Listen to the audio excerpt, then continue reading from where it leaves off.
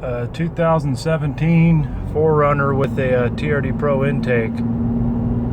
That's it. Nothing else done to the engine.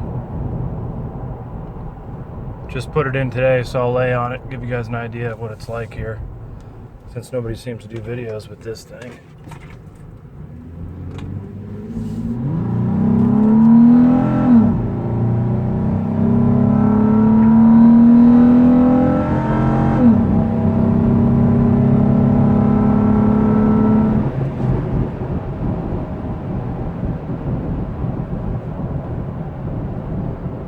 That was about 90% throttle, and now I will do a normal driving. You don't hear anything.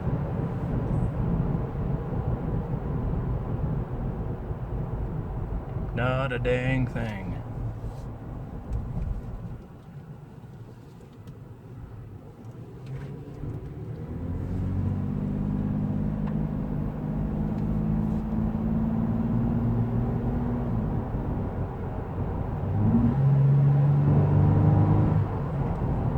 Awesome.